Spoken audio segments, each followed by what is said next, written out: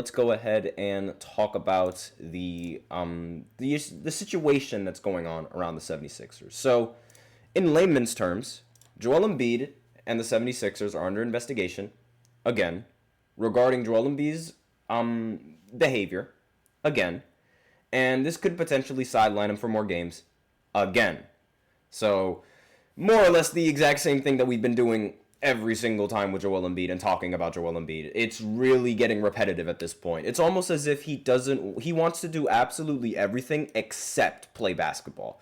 And I genuinely do not understand what on earth is going on. Like, I don't get it. So he was supposed to be, if you guys could remember from the previous segments, he was supposed to be eligible to play against the Detroit Pistons, and that was supposed to be his opening night, but that ended up not happening. And as a result, the Sixers ultimately ended up losing to the Detroit Pistons, giving the Pistons their first win of the season. And this game happened on Wednesday, October 30th, for any of you guys who are curious. Despite this, they were scheduled to play another game against the Grizzlies.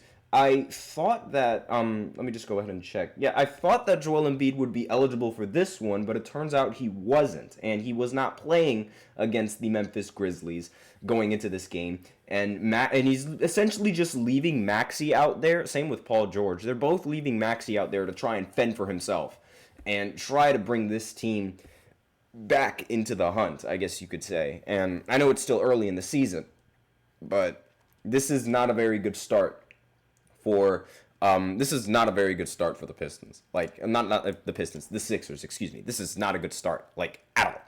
Now, in regards to this incident, this happened between Joel Embiid and a reporter. According to these reports, there was an apparent locker room altercation between Joel Embiid and this columnist, all right?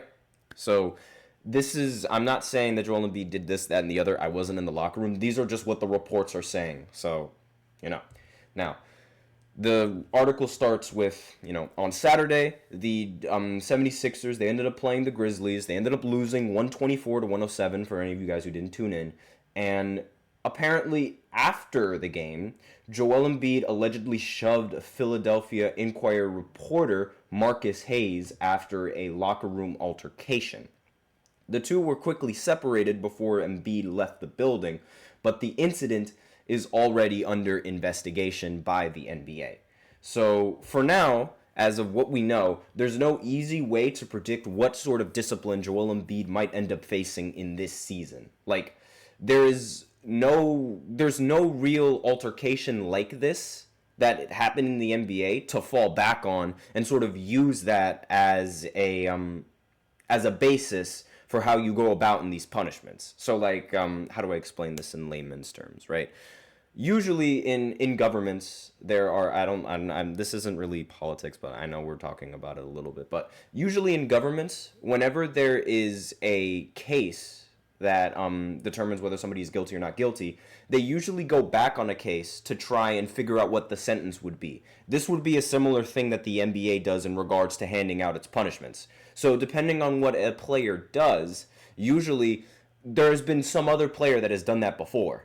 And that way, and the NBA uses that as a basis to sort of guide their actions and to figure out exactly what they should do moving forward with this player. So, like, for example, if a player would bring in a gun to a locker room, Gilbert Arenas, they would use the incident with Gilbert Arenas and they would, try to figure out what's a worthy punishment for that player given the information that they already know.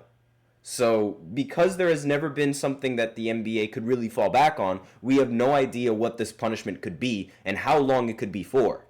And we'll just go ahead and I'll just go ahead and explain what sort of led to this altercation. Because again, NBA players, there's never been an NBA player to allegedly shove a reporter. Like, we've heard instances where NBA players are rude or maybe even curse out the reporter. Yes, but outright shoving a reporter and putting his hands on him, that's a completely different story, and one that I'm not entirely sure what the outcome is going to be. So What led to this argument, or what led to this little confrontation? So before the season began, Embiid told ESPN that he was likely done playing in back-to-backs, and that's what he said in an interview. So to that point, he had not played a preseason game, and he ultimately missed the entire preseason. He has not yet played for the 76ers at all this season either.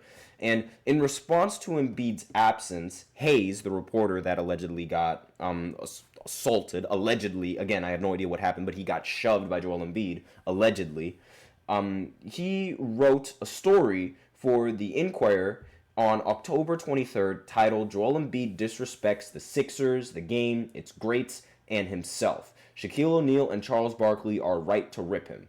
Embiid has faced criticism for games he has missed due to injury for practically his entire career from both the Philadelphia media and the wider basketball world.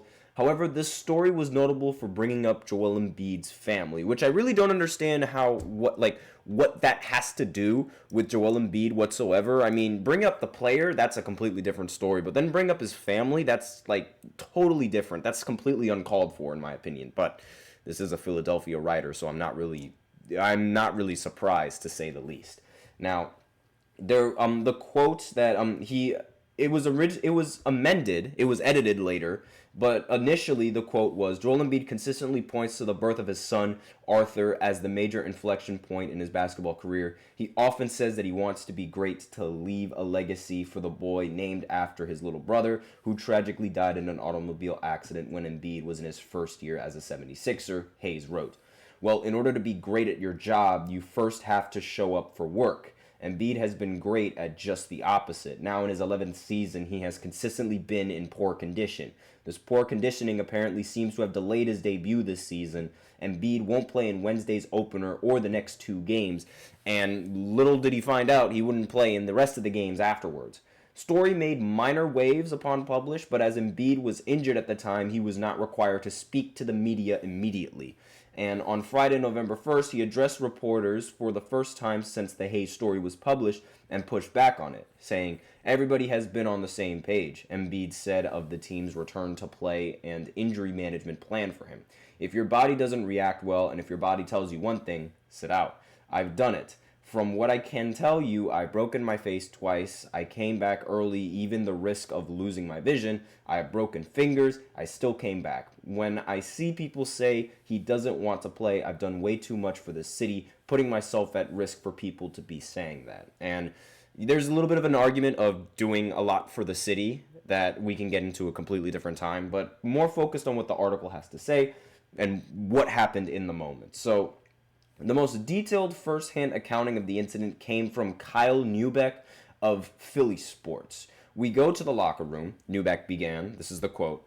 "Joel is settled in there. Marcus Hayes, who everyone knows was on Joel's radar this week, gave a lengthy quote taking shots at him yesterday.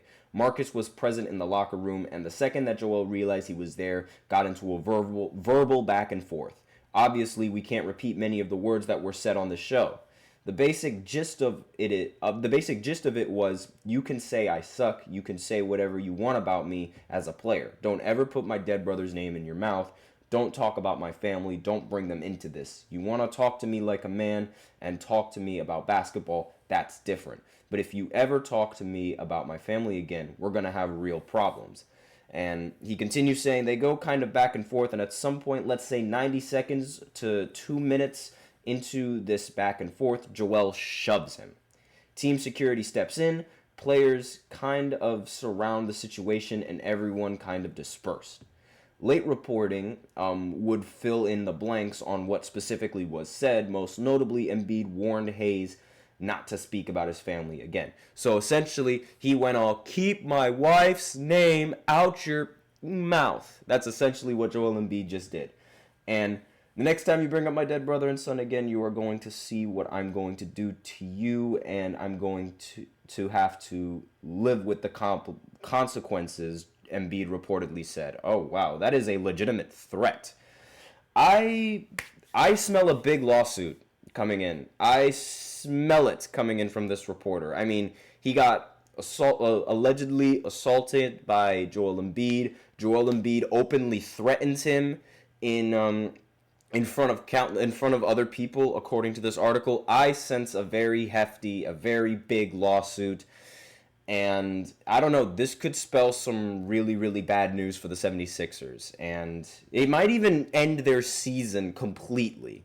Because given what was being said and given what was done, he might be out indefinitely. Like, maybe for the season and maybe for the rest of his career. This might be it. I have no idea what exactly the NBA is going to do about that. But this is not good. I mean, I understand the issues with, that man should have never targeted his family whatsoever. But as a player, as an NBA player, and as a professional athlete, you have to learn how to remain professional, and you can't be doing something like this, especially towards a reporter. I'm sorry, but if you're picking on a reporter, at that point, you're like a big fish in a small pond. Like, prospectively speaking, like you're just picking on someone who you clearly outclass, and it's like, that's not only is that unprofessional, but like, is that, he talks about, talking like a man. Is that really a manly thing to do when you're picking on somebody who's like not even twice your size? Like, be real here. I mean, maybe I'm just hating. Let me know what you guys think in the comments, but I genuinely do not think that is the kind of response that an NBA player should give, and not the kind of action that an NBA player should have towards a reporter, let alone somebody who's like you should be above that. But personally, that's just me. Let me know what you guys think in the comments. And what can we expect on this possible suspension? There's no reason, according to this article, there's no reasonable way to predict what sort of discipline Embiid might face for this. While disagreements between players and reporters are common, there is simply not a known precedent for such a dispute to become physical in the NBA. Historically, the league takes any violence from a player towards a non-player that occurs in an NBA venue very, very seriously. It's just that the non-player in question has never been a reporter. So, again, this could spell some really, really bad news for the 76ers moving forward. And this might set them back a very, very long way. Like, this could be bad. So, that's it in regards to the Joel Embiid situation. Now, I spent a lot of time talking about it. Thankfully, we don't have much to talk about with Gregg Popovich, so I'll leave it at this. San Antonio assistant coach Mitch Johnson is expected to serve as the interim coach indefinitely while Gregg Popovich is dealing with quote-unquote health issues. So we have no idea what those health issues are, but in regards to Gregg Popovich being incredibly old, I'm sure we all can connect some dots there. And again, like he's 75 years old. I have no idea what is going on with his health. I have no idea if this is going to end up being very, very bad. I hope that 2024 does not mess with Gregg Popovich. That would be a very sad day for a lot of NBA fans, including myself.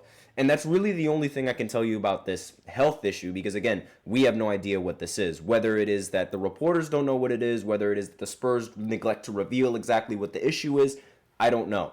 But that's all that I can really say on that. So that's it for the first segment. That was a really long first segment, might I say.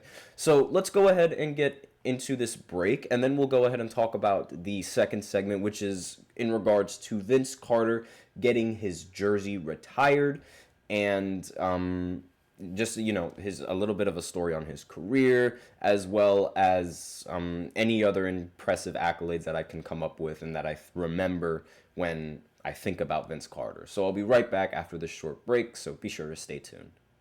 I feel like I'm losing my mind. Is everybody in the world blind? Please, Lord, give me a sign, a sign. I feel like I'm losing my mind. Is everybody in the world blind? Please, Lord, give me a sign, a sign. I wanna be the greatest. Everybody on the fake shit. I look around and feel like everybody is the fakest. I make this every day and I'm impatient, hoping one day I blow up from the basement. Statement, the top is so vacant. I don't hear shit that I think is amazing. Waiting for my day when I'm playing sold out shows for 1,000 faces. Hey, give me that crown. Get in my way and to be put down. It ain't your place, all this my town. If I want that shit, then I'll get it right now. I'm losing it, hit the noose if it's some loose shit, a stupid myth. You choose to live or choose to dip, you choose to fight or lose your grip and lose a gift. Oh, I feel like I'm losing my mind. Is everybody in the world blind? Please, Lord, give me a sign, a sign. I feel like I'm losing my mind. Is everybody in the